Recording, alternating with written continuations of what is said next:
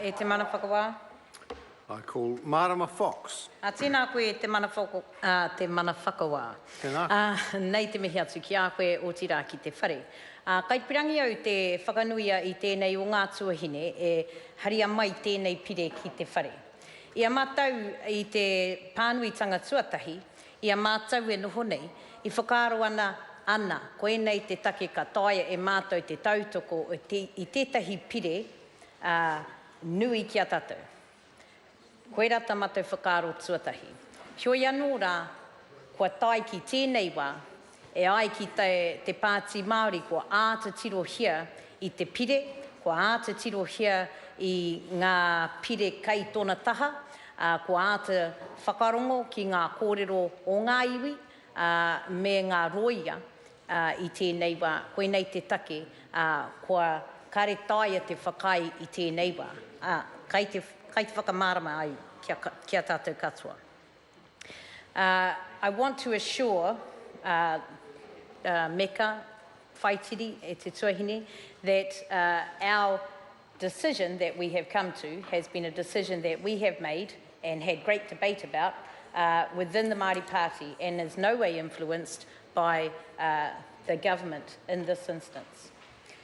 The reasons that we've come to this decision is because we feel that there are a number of issues with the EPA, and this in of itself are not going to fix and address those issues. We have been focusing on how we can protect the environment through the RMA decisions and the negotiations that are ongoing right now with the Minister involved. Kaitiakitanga is a fundamental policy and kaupapa of the party. As Māori, and the reason I think that my colleague has brought this to the House is that we have a fundamental belief in looking after our environment, which is what we would expect that the EPA would be doing.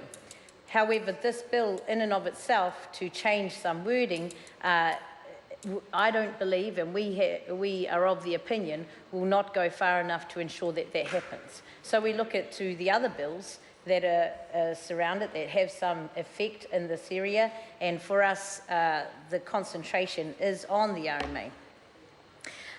We normally support the introduction of bills to first reading so that submitters can come, and I have carefully read the submissions and the Select Committee's report. I've taken note of the minority reports of both the Greens and the Labour Party in the determination that they have come to.